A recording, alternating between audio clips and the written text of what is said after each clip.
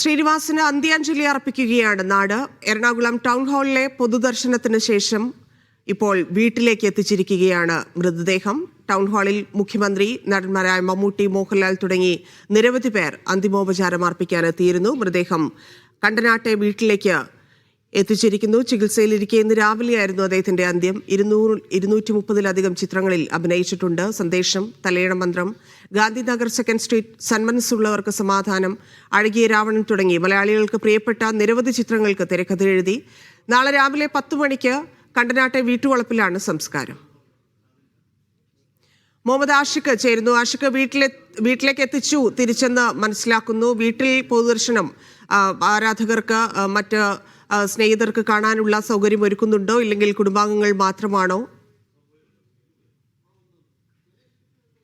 മൃതദേഹം അല്പസമയത്തിന് മുൻപാണ് വീട്ടിലേക്ക് എത്തിച്ചത്. ഏതാണ്ട് 3 മണിക്കൂറുകളിൽ മുകളിൽ ഉണ്ടായിരുന്ന പൊതുദർശനത്തിന് ശേഷം, ടൗൺ ഹാളിലെ പൊതുദർശനത്തിന് ശേഷം നേരെ കണ്ടനാട്ടെ വീട്ടിലേക്ക് മൃതദേഹം കൊണ്ടുപോവുകയായിരുന്നു. നിലവിൽ അവിടെയായിരിക്കും മൃതദേഹം സൂക്ഷിക്കുക. നാളെ പുലർച്ചെ വരെ, നാളെ രാവിലെ വരെ അവിടെയായിരിക്കും മൃതദേഹം ഉണ്ടാവുക.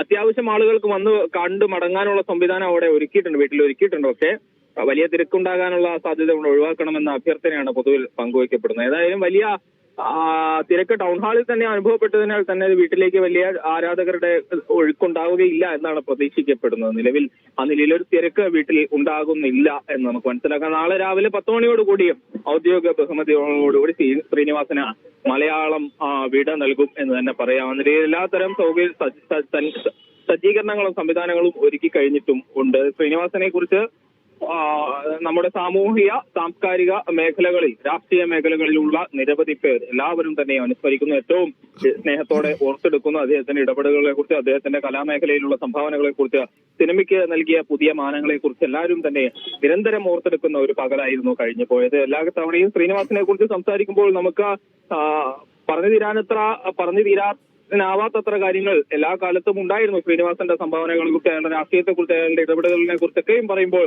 നിരന്തരം നമുക്ക് നിരവധി കാര്യങ്ങൾ പറഞ്ഞു തീരാനുണ്ടെങ്കിലും ഇന്നത്തെ ദിവസം നമുക്ക് വളരെ വേദനാജനകമായി കൊണ്ട് മാത്രമേ അത്തരം കാര്യങ്ങളെ കുറിച്ച് ഓർത്തെടുക്കാനാവുകയുള്ളൂ. ആ മഹാപ്രതിഭ ഇനി മലയാളത്തിനില്ല എന്നുള്ള ഓർമ്മയാണ്, എന്നുള്ള വേദനയാണ് മലയാളികൾക്കൊക്കെയും മനസ്സിലുള്ളത്. അതേസമയം അദ്ദേഹം അവശേഷിപ്പിച്ചു പോയ മഹത്തായ സംഭാവനകൾ, കലാസൃഷ്ടികൾ നമ്മുടെ സമൂഹത്തിൽ ബാക്കിയാകുന്നു. അദ്ദേഹത്തിന്റെ ഇടപെടലുകൾ ഒരു ജനതയുടെ ഓർമ്മ എന്ന നിലയിൽ നമ്മുടെ സമൂഹത്തിൽ ബാക്കിയാകുന്നു എന്നുള്ളതാണ് ഏറ്റവും പ്രധാനപ്പെട്ടത്. അങ്ങനെയാണ് ശ്രീനിവാസനെ ഏറ്റവും അദ്ദേഹത്തിന്റെ സംഭാവനകളുടെ വിലമതിക്കാനാകാത്ത ശേഖരങ്ങളെ ഓർത്തെടുത്തുകൊണ്ടും അദ്ദേഹത്തിന്റെ വിയോഗത്തിൽ വേദനയോടും കൂടിയാണ് മലയാളി സമൂഹം അദ്ദേഹത്തെ യാത്രയാകുന്നത്. ഏതായാലും നാളെ 10 മണിയോടുകൂടി അദ്ദേഹത്തെ സംസ്കാര ചടങ്ങുകളിലേക്ക്. സിനിമാ മേഖലയിൽ എനിക്ക് തോന്നുന്നു ഒട്ടുമിക്ക ആളുകളും, മമ്മൂട്ടി, മോഹൻലാൽ ഉൾപ്പെടെയുള്ള നിരവധി ആളുകളെ നമ്മൾ ഇത് കണ്ടു, സംഘടനാ പ്രതിനിധികളെ നമ്മൾ കണ്ടു.